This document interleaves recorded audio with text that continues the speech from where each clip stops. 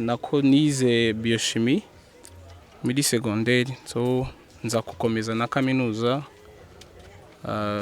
Ndi umu fresh graduate muri Universal Rwanda College of Medicine and Health Science. Nyine wararangije kaminuza mu bijyanye n'ubuzima, health science, ubwo ni bijyanye n'ubuzima, ubuganga, uri muganga.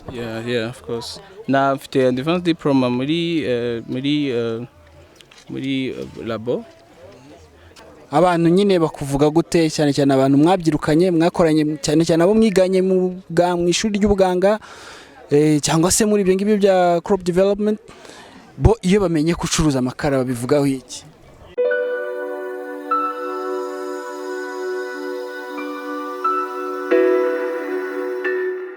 Amakara guys, amakara. Aya ni amakara. Haturuka mu biti biva hirya no hino bakabitwika hanyuma bikabyara amakara. Sasa rero iyi ni another day, another story. The platform ni yindi Legacy TV. Jendi Didi Wise, ku ruhande rundi rwa kamera hari Miguel, hari we DOP musanzwe muzi mumaze kumenyera, nawe ubakorera umuti akabakorera umunsi. Nifutarakora subscribe, share, comment, ngira ngo bikore none aha kugira ngo ujye ukomeza gukurikira ibiganiro byinshi tubagezaho. Story y'uyu munsi rero ni story iri incredible, iri exciting.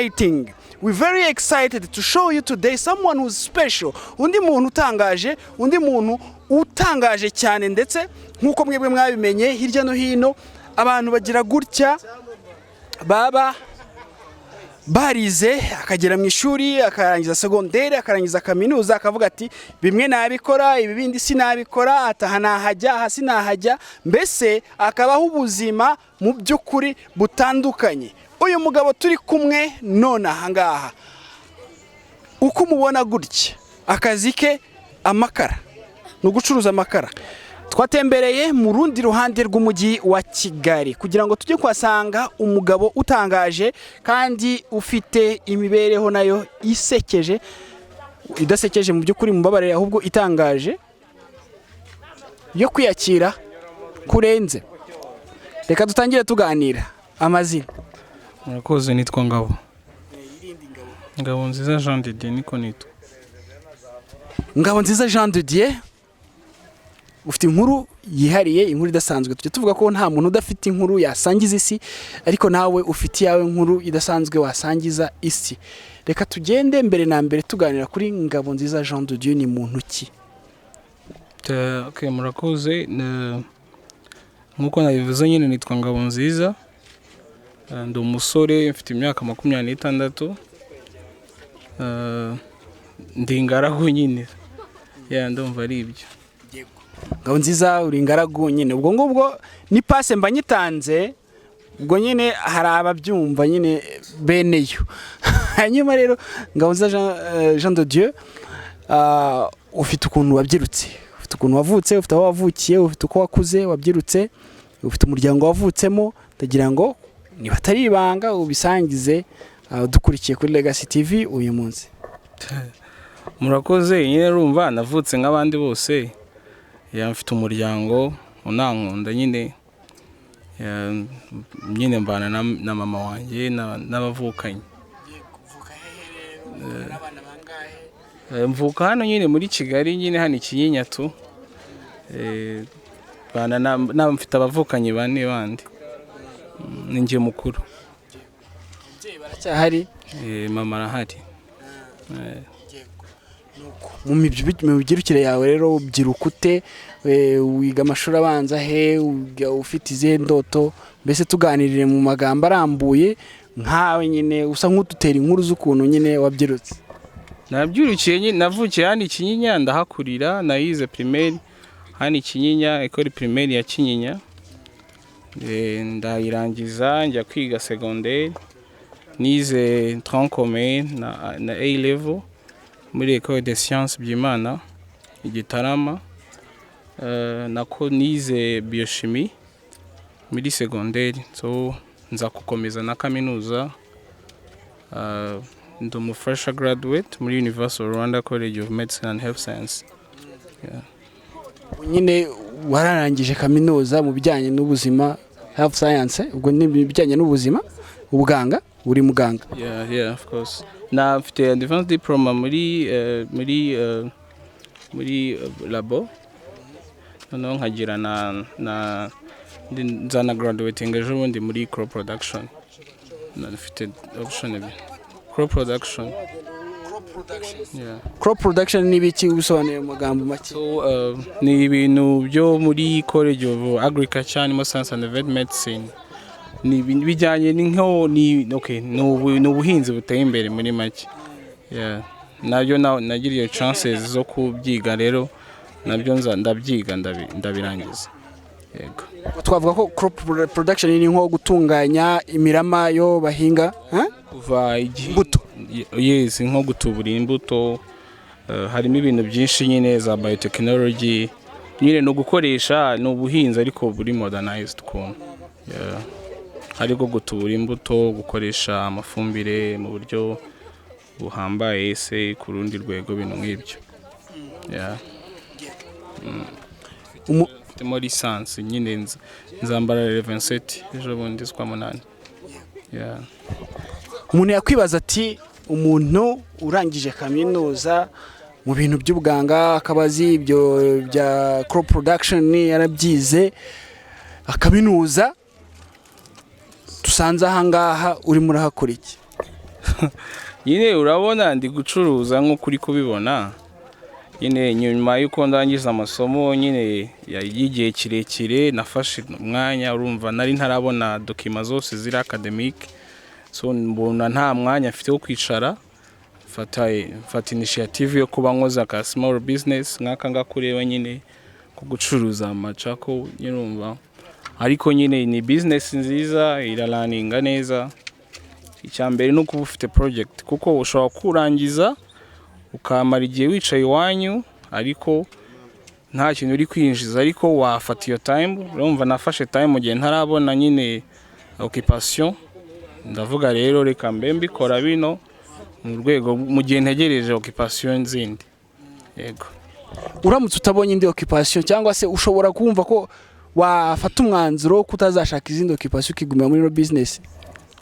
Actually nago mbizi kuko umuntu yiga kugira ngo abone akazi, so numva ari opportunity nziza. Ndamutse mbonye akazi of course nagakora, ariko nta nakabonye nakomeza kumuvinga bino.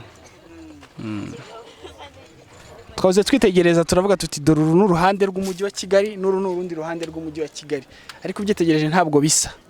Hakurya hariya hari ukuntu haboneka, na hakuno hano hari ukuntu haboneka. Nyine ikintu ubundi iyo ugiye gukora business urabanza ukiga, hari ibyo twita market strategy. Urumva ukabanza ukareba ahantu location se hameze gute, niba wabona abakiriya mu buryo bworoshye. So nago rero nari gufata ikintu nk'iki ngiki, urana naga ari ikintu kirenze, urumva ngo nkijyane nka Kibagabaga. Nabona Kibagabaga ari mu bakire byatari, ariko hano population ihari nyine iracyakoresha amakara. So nyine urabanza ukiga strategy y'ahantu ugiye gukorera. Ese abantu ngiye guhereza business yanjye izaraninga, kuko nshobora kujyana amakara hariya kuko bose bakoresha amagazi. Uwakora amakara ni bake, ariko hano nka 80% y'abantu batuye muri aka gakaritsiye bakoresha amakara. So urumva rero ni location nziza yo gutuma nyine business yanjye boosting. Yego. Ufite ikizere ko iza boosting ikarutana hano kure? Yeah, of course, kuko nago natangiriye ku mifuka 5.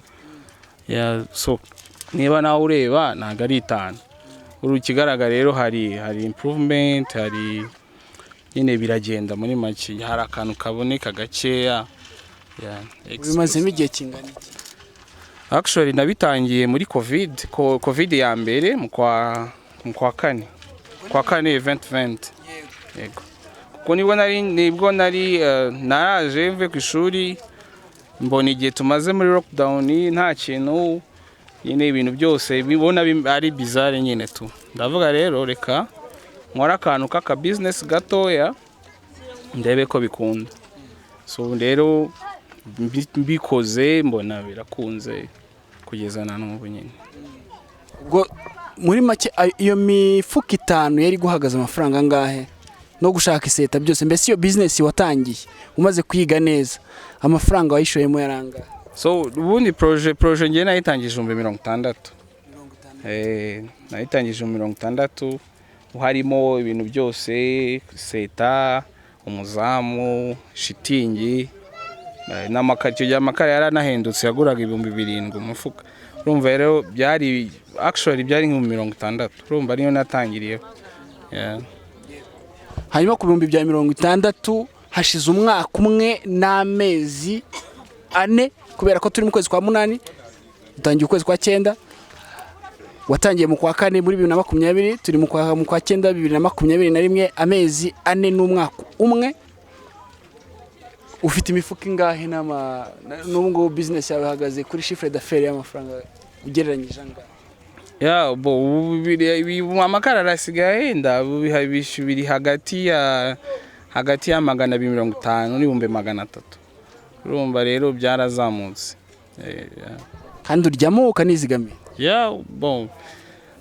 of course nyine harimo ubona transport urananda umusore nshobora kwideplacer nshobora kubona icyo nywa bitangoye nyine urumva ni sawa cyane ufite ubwoba ko gakobwa wabenguka kakubenga kubera ko ucuruza amakara oya nago urukundo ndacyari muto urumva nago byabura ariko nta ikintu cya mbere no kugira commitment no kwiyemeza ubundi ibintu byose ni projet niyo wajya mu bintu by'urukundo uba ufite management yawe nago rero umwana w'ahandi yaza ngo gukure kuri gahunda uba ufite ibyo wateguye yego bitavuze ko ndakunda nawe kuko ndi umuntu ariko ntago sinavuga ngo bizatuma business yanjye yasubira wetse ko ubu ngubu nta nuhari ariko niyo yaboneka ntago byaba impamvu yatuma nsubira inyuma harya ni single searching still cyangwa hari wenda bakure y'amaso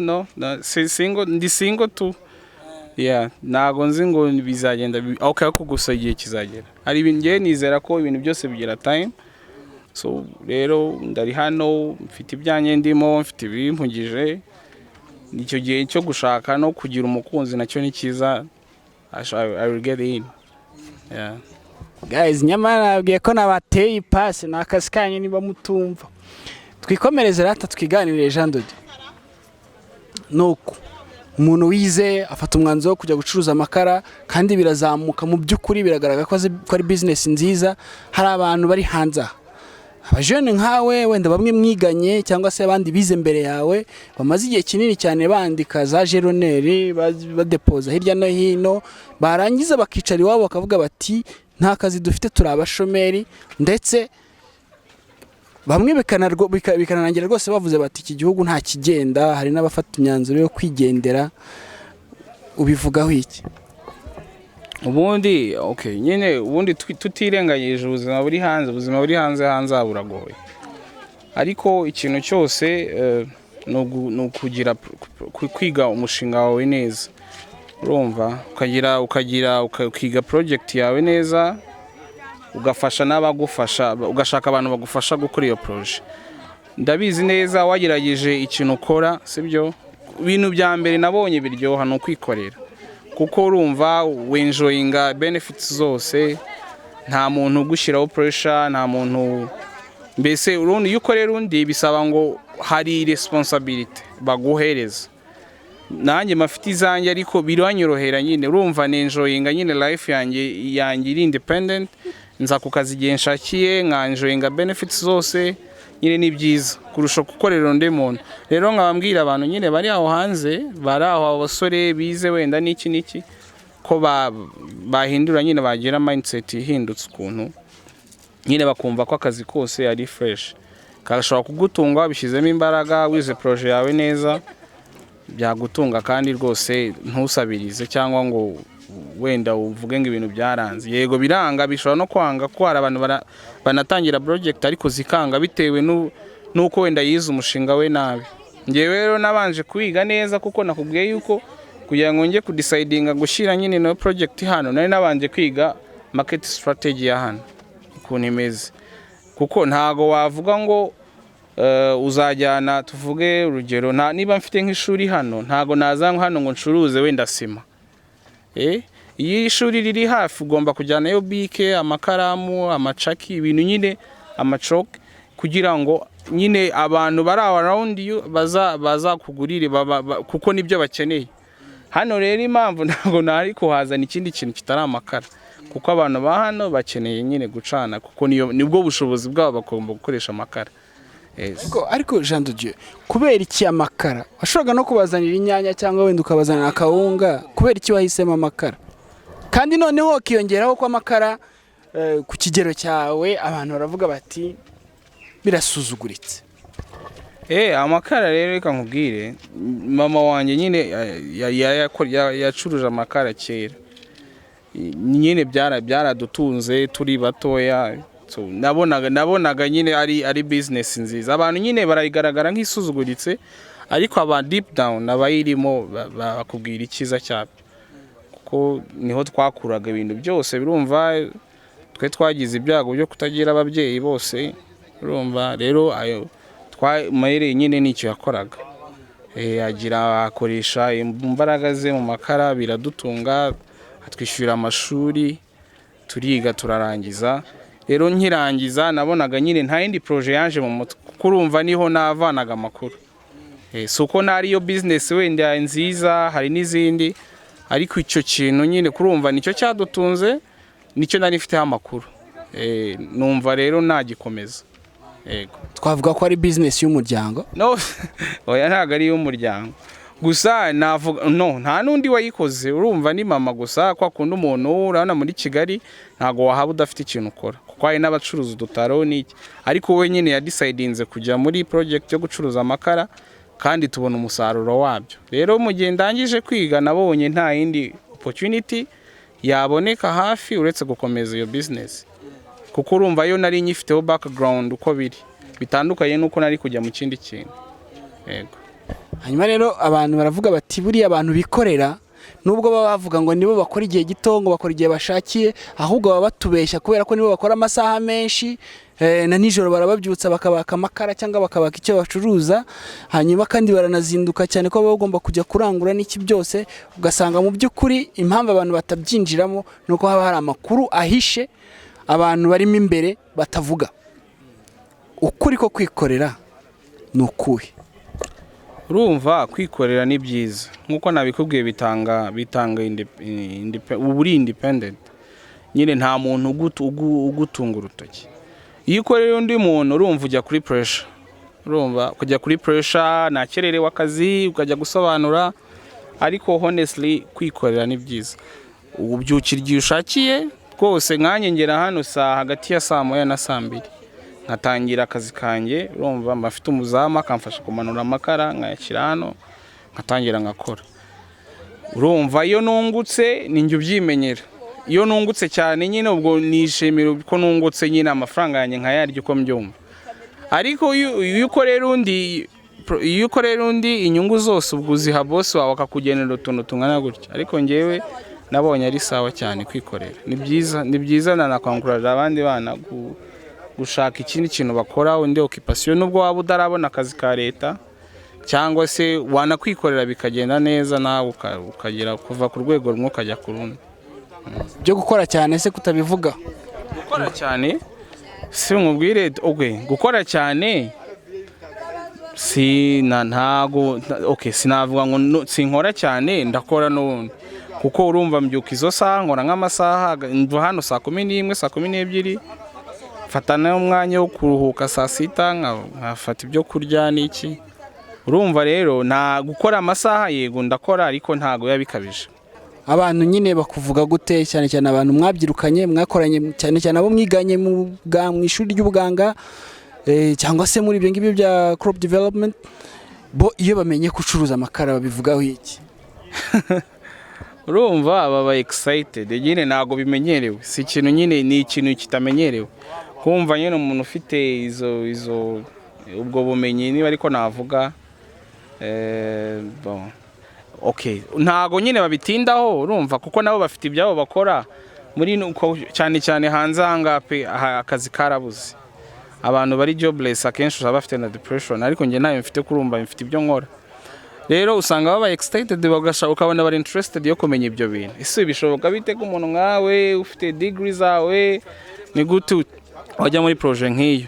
kuko abenshi usanga n'ubundi biyo orientation zabo ziba ziri muri medical career cyangwa of course muri agriculture sibyo sector, ariko njye ntacyo biba bimbwiye sinamenya icyo umuntu abatekereza, ariko abenshi barabya pressure nyine bakavuga wow yeah keep moving on bro, nabirenze.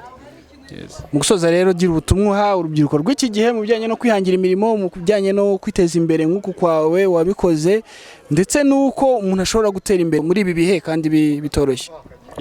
Urumva ikintu navuga ni uko bagomba ku think out of box, bakareba nyine inyuma ya box se hari iki, kuko ntago wavuga ngo ibyo wabonye theory zo mu ishuri nizo zizaza zigutunge hano. Ugomba gushyira ibintu wize in practical way. Urumva cyane ndakangurira nyine nk'abantu cyane urubyiruko nyine rwumva ko business ngo itangira ku mafaranga menshi. Singwe ko yanjye yatangiye kuri 60 mil, urumva na amafaranga atari menshi, ushobora no kuyasavinga mu ufite akajob koroheje, urumva ukayabona. Rero icyo nababwira ni uko bashyira amaboko yabo hasi, bagakoresha imbaraga zabo, bagahindura imitekerereze yabo, bakumva ko ibintu byose bishoboka. Corona cyane hari business zemerewe gukora muri corona, nababurije ko arizo bajyamo. Urumva nk'ibi ngibi ntibijya bihagara kuko ni essential services nanga ngewe. Niyo haba ari lockdown imeze gute nagomeza ngakora. Nabashishikariza ku business zabo bakazorienta mu bintu nyine ubona bikenerwa buri munsi, boutique se, amakantine, ibintu nk'ibyo. Ariko wenda tubari ntago byakunda. Nyine bareba bakwiga nyine market strategy none iriho, kuko ibintu bihora biri periodic. Ugomba kureba ni iki gikenewe, urumva muri iki gihe. Kuko ubu ntiwavuga ngo reka nshyireho ngo akabari, kuko turi muri corona ntago byakora. Ariko ushobora nko gushyiraho boutique se, iduka ricuruza wenda ibyo kurya, iyo projet yakunda kuko nyine birakenewe. Jean Dore, reka tugushimire cyane mu kiganiro tugiranye cyiza cyane, kuko uri umwe mu ngero nziza urubyiruko rukwiye kureberaho muri iki gihe, cyane kwihangira imirimo, kuvana amaboko mu mufuka abantu bagakora, badashyize imbere amadiploma babitse mu bikarito mu bipapuro byabo, cyangwa ngo bumve ko za jeroneri cyangwa se guhora basaba akazi baba batarakabona, bakumva ko nta kindi gishoboka mu buzima, bakabanza bakabyibagirwa. Turagushimiye cyane ikiganiro tugiranye. Namwe mwese mudukuriye kuri Legacy TV, mukomeze mugumisheho, hanyuma niba utarakora subscribe tubikora, share, comment, byose turabikeneye kugira ngo tubashe kujya n'ahandi tukugerere ku makuru meza ukeneye kugira ngo agire icyo ahindura mu buzima bwawe. Ciao.